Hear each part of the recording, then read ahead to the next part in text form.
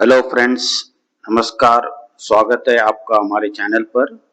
आज के वीडियो में हम डिस्कस करेंगे important GK questions with answers जो आने वाले सभी रेलवे एग्जाम और अन्य एग्जाम के लिए काफी हेल्पफुल है। चलिए शुरुआत करते हैं। पहला क्वेश्चन है, the term of Lok Sabha is, Lok Sabha का कार्यकाल कितने वर्ष का होता है? ये चार ऑप्शन दिए गए हैं और सही उत्तर है 5 साल। Article 83(2) of the Indian Constitution provides for the duration of the Lok Sabha. On completion of 5 years, it automatically stands dissolved. अगला क्वेश्चन है, article on directive principles in the constitution are borrowed from, संविधान में निर्देशक सिद्धांतों से संबंधित अनुच्छेद निम्नलिखित से लिए गए हैं। ये कौन से कंट्री के कॉन्स्टिट्यूशन से लिए गए हैं? इसका सही उत्तर है C, Ireland. Directive principles of state policy in the Indian constitution are borrowed from constitution of Ireland. Directive principles जो है कानूनी तौर से हम लोग लागू नहीं कर सकते हैं, लेकिन एक इम्पोर्टेंट गवर्नेंस के लिए एक यूजफुल टूल है। अगला क्वेश्चन है, who presides over the Lok Sabha? Lok Sabha की अध्यक्षता कौन करता है? Prime minister, speaker, president, vice president? और सही उत्तर है speaker, Lok Sabha speaker. The speaker of the Lok Sabha is the presiding officer and the highest authority of the Lok Sabha. Articles 93 to 97 of the Indian constitution deals with speaker and deputy speaker. और Lok Sabha speaker के पास में एक विशेष अधिकार भी है, कोई भी बिल को मनी बिल घोषित करना फाइनल अथॉरिटी वही होते हैं। अगला प्रश्न है, the fundamental rights are given in, मौलिक अधिकार कहां दिए गए हैं? ये चार ऑप्शन है और इसका सही उत्तर है C, part 3 of the constitution. Part 3 में जो आर्टिकल्स 12 to 35 है of the constitution deals with fundamental rights which are essential for freedom, equality and dignity of the individual. अगला क्वेश्चन है, the judiciary in India is independent because, Bharat में न्यायपालिका स्वतंत्र है क्योंकि किस वजह से वो स्वतंत्र है? तो इसका सही उत्तर है C, it is free from government control. मतलब किसी भी प्रकार से उनका ऊपर कोई कंट्रोल नहीं है, वो इंडिपेंडेंटली काम करते हैं जुडिशरी, और जो भी सलाह देना है, कोई भी जजमेंट देना है, वो उनका एक सिस्टम बना हुआ है और उसी के प्रकार से देते हैं। अगला क्वेश्चन है, which Indian badminton player one bronze eight Tokyo Olympics 2021? Tokyo Olympic 2021 में किस भारतीय बैडमिंटन खिलाड़ी ने कांस्य पदक जीता? और इसके ऑप्शन से चार है और इसका सही उत्तर है ए, पीवी सिंधु। उन्होंने सिल्वर एक जीता था रियो 2016 में, ब्रॉन्ज टोक्यो में 2021 में जो खेला गया था, and she is the first Indian woman to win 2 Olympic medals. उनका प्रदर्शन काफी अच्छा रहा। अगला प्रश्न है, which Indian athlete is called the queen of Indian track and field? भारतीय ट्रैक एंड फील्ड की रानी किसे कहा जाता है? ये चार ऑप्शन है और इसके जो सही उत्तर है पीटी उषा। उन्हें पायोली एक्सप्रेस भी कहा जाता है, golden girl of Indian athletics. उन्होंने 4 गोल्ड मेडल जीते थे 1986 सियोल में, एशियन गेम्स में उन्होंने 4 गोल्ड मेडल जीते थे। अगला क्वेश्चन है, which sport is associated with the term albatross? ये जो टर्म है अल्बाट्रॉस शब्द किस से खेल से जुड़ा हुआ है? Tennis, golf, cricket, football? ये चार ऑप्शन है और सही उत्तर है golf.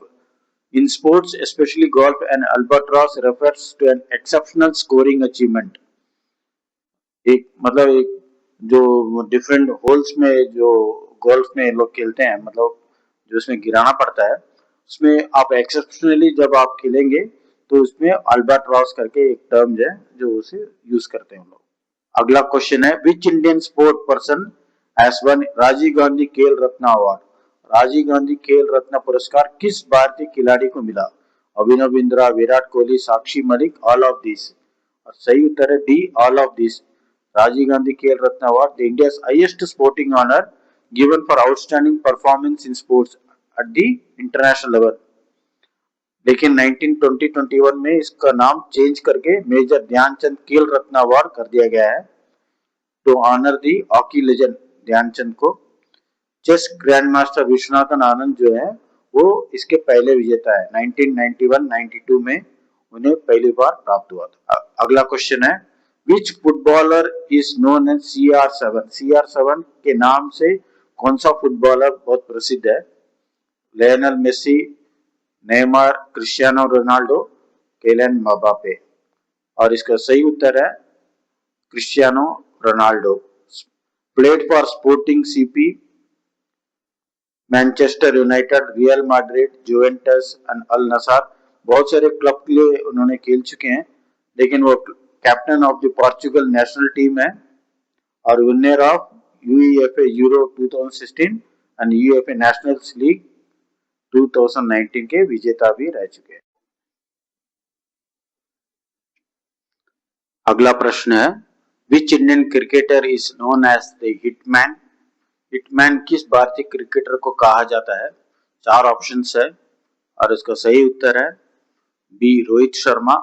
Rohit Sharma is famous for turning good starts into massive scores, so इसलिए उन्हें हिटमैन भी कहा जाता है और काफी बार उन्होंने अच्छे प्रदर्शन भी किए हैं।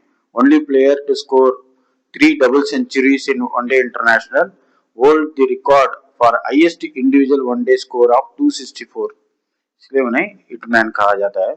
अगला प्रश्न है which organ in woman body produces insulin. मानव शरीर में इंसुलिन किस अंग द्वारा उत्पादित होती है? ये 4 ऑप्शन है लीवर, पैनक्रियास, किडनी, स्प्लीन। और सही उत्तर है pancreas. Pancreas is an important gland of the human body with both digestive and hormonal functions. Secretes digestive enzymes, amylase, lipase and protease. Produces hormones जो है insulin, glucagon, somatostatin and pancreatic polypeptide, इसलिए इसका सही उत्तर है pancreas. अगला प्रश्न है विच acid is found in lemon. नींबू में कौन सी अम्ल होती है? और ये 4 एसिड है hydrochloric acid, citric acid, sulphuric acid, nitric acid, और इसका सही उत्तर है साइट्रिक एसिड। अगला प्रश्न है which organ filters blood in human body. मानव शरीर में रक्त को कौन सा अंग फिल्टर करता है? ये 4 ऑप्शन है और सही ऑप्शन है D kidney. Women have 2 kidney, each bean shaped, located on either side of the spine in the lower back region. Remove waste products like urea, uric acid and creatinine. तो जो kidney का जो main function है तो blood को अच्छे से शुद्धिकरण करना, तो इसका सही उत्तर यही है। अगला प्रश्न है which force helps a moving object to slow down on a surface। किस बल की वजह से सतह पर चलती वस्तु धीमी हो जाती है? तो इसके 4 ऑप्शन दिए हैं gravitation force, friction, magnetic force, tension, और इसका सही उत्तर है friction.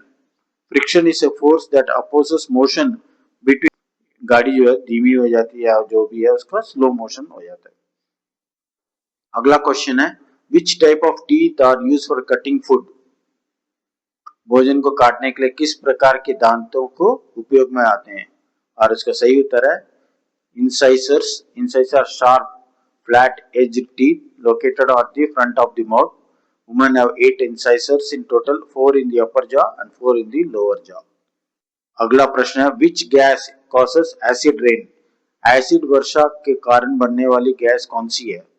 Carbon dioxide, sulphur dioxide, oxygen, nitrogen, और इसका सही उत्तर है सल्फर डाइऑक्साइड। एसिड रेन का मेन मुख्यतः sulphur dioxide and nitrogen oxides release into the atmosphere from factories, power plants and vehicles. तो सल्फर डाइऑक्साइड जो होता है वो कोल और ऑयल को बर्न करने से जो वातावरण में जो फैलती है उसके कारण एसिड वर्षा होती है। अगला प्रश्न है the Greenwich meridian is located, कहां पर स्थित है? ग्रीनविच मध्याह्न रेखा किस पर स्थित है? और इसके 4 ऑप्शन है और सही उत्तर है उसका B 0 degree longitude. The Greenwich meridian is also called prime meridian is 0 degree longitude. और ये जो रेखा है ग्रीनविच लंदन से होकर गुजरती है और ये इससे helps in navigation, map making and time zones. जो अर्थ के जो टाइम जोन्स है वो इसी को रख करके हम लोग कैलकुलेट करते हैं। अगला प्रश्न है विच mineral is used in nuclear power generation. परमाणु ऊर्जा उत्पादन में कौन सा खनिज उपयोग होता है? Bauxite, uranium, mica, copper. और सही उत्तर है बी यूरेनियम। यूरेनियम 235 जो होता है उसको न्यूक्लियर रिएक्टर्स में यूज करते हैं। और ये जो यूरेनियम है सबसे ज्यादा पाए जाने वाली जो है कजाकिस्तान, कनाडा, ऑस्ट्रेलिया, ये are the leading global producers. अगला प्रश्न है which climatic phenomenon is responsible for droughts in India. भारत में सूखे के लिए कौन सी जलवायु घटना जिम्मेदार है? इसमें चार ऑप्शन है La Nina, El Nino, ITCZ, westerlies. और इसका सही उत्तर है B El Nino. El Nino refers to abnormal warming of surface waters in the central and eastern Pacific Ocean। जब कभी भी वहां पर जो central and eastern Pacific ocean में गर्मी बढ़ती है, सरफेस वाटर abnormal वार्मिंग होती है, तो ये भी rainfall and floods in parts of south America, तो वहां पर ज्यादा वर्षा होती है, तो उसकी वजह से हमारे भारत में ड्रॉट्स एंड हीट वेव होने की संभावना बढ़ जाती है। अगला प्रश्न है which Indian city hosted the national tribal festival. राष्ट्रीय जनजातीय महोत्सव किस शहर में हुआ था? और इसका सही उत्तर है भोपाल, कॉमनली नोन एज आरडी महोत्सव। और ट्राइबल को इसको ऑर्गेनाइज किसने किया था? ट्राइफेड ने किया था, tribal cooperative marketing development federation of India ने, under the ministry of tribal affairs. अगला क्वेश्चन है which Indian state launched the digital police station project in 2025। Digital police station परियोजना किस राज्य ने शुरू की थी? ये चार ऑप्शन है और इसका सही उत्तर है D Uttar Pradesh. A digital police station allows people to register complaints, FIRs and request online without physically visiting the police station। तो इसकी शुरुआत उत्तर प्रदेश में हुई है। अगला प्रश्न है which country launched the world's first 10G broadband network in 2025। दुनिया का पहला 10G ब्रॉडबैंड नेटवर्क किस देश ने लॉन्च किया? ये चार ऑप्शन है और इसका सही उत्तर है ए चाइना। तो चाइना ने अल्ट्रा हाई स्पीड इंटरनेट जो ब्रॉडबैंड नेटवर्क है उसकी लॉन्च की थी। ये मोबाइल सेलुलर टेक्नोलॉजी नहीं है, ये ultra high speed internet broadband उसमें चालू किया 10G। और अगला प्रश्न है which Indian city launch the India first under water metro. 2025 में भारत की पहली अंडर वाटर मेट्रो किस शहर में शुरू हुई? ये चार ऑप्शन है और इसका सही उत्तर है C Kolkata. India first under water metro tunnel has been constructed as part of Kolkata's metro's east-west metro corridor। ये जो है हुगली रिवर के नीचे से जाती है ये तो मेट्रो ट्रेन, क्योंकि उसको कनेक्शन देने के लिए उसके नीचे से बनाया गया है। अगला प्रश्न है which Indian scientist won the Wolf Prize 2025। Wolf पुरस्कार किस भारतीय वैज्ञानिक को मिला?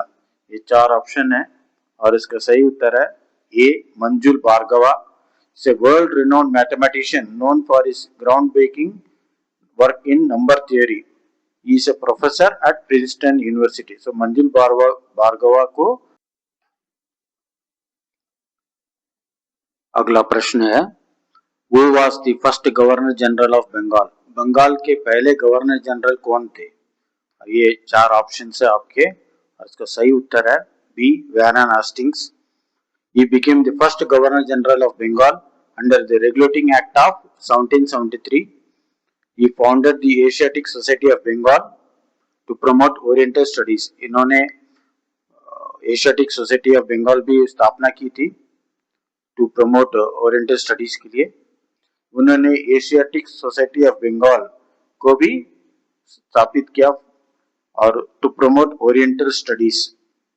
अगला प्रश्न है Who introduced the permanent settlement। स्थायी बंदोबस्त किसने लागू किया? और ये चार ऑप्शन है और इसका सही उत्तर है B Lord Cornwallis. Introduced in 1793 by Lord Cornwallis, implemented mainly in Bengal, Bihar and Odisha। Under this system land revenue was fixed permanently with the zamindar. उस जमाने परमानेंट सेटलमेंट में जमींदार को पूरे एक ये दे दिया जाता था, लैंड रेवेन्यू पूरा कलेक्ट करके उनको ही देना पड़ता था, उसका एक प्रकार से कॉन्ट्रैक्ट के रूप में दे दिया जाता था। अगला प्रश्न है, who succeeded Babur as the Mughal emperor? Babur के बाद मुगल सम्राट कौन बना? और ये 4 ऑप्शंस है और इसकी सही उत्तर है A Humayun. Humayun succeeded Babur after his death in 1530, died in 1556 after falling from the stairs of his library। उनकी मृत्यु किसी स्टेयरकेस से गिरते हुए उनकी मृत्यु हो गई थी। अगला प्रश्न है, in which battle did Babur defeat Rana Sanga? Babur ने राणा सांगा को किस युद्ध में हराया था? Battle of Panipat, battle of Khanwa, battle of Chanderi, battle of Ghaghra. और सही आंसर है बैटल ऑफ खानवा। ये लड़ाई 16 मार्च 1527 को खानवा में लड़ी गई थी। तोपों और बंदूकों का प्रयोग हुआ था। युद्ध नीति जो स्ट्रैटेजी बना करके उसकी वजह से बाबर ने राणा सांगा को मात दी थी। अगला क्वेश्चन है, in which year did Akbar ascend the throne? Akbar किस वर्ष गद्दी पर बैठा? तो और ये 5 ये है ऑप्शन है और इसका सही उत्तर है B 1556। Akbar ascended the throne in 1556 at the age of 13 and he became the most powerful Mughal empire. उनके कार्यकाल के दौरान मुगल जो एम्पायर था काफी। तो दोस्तों आज के वीडियो में इतना ही। अगर वीडियो अच्छा लगे हो तो लाइक करें, शेयर करें और चैनल को सब्सक्राइब जरूर करें। मिलते हैं नेक्स्ट जीके सेशन में। Thank you so much, all the best.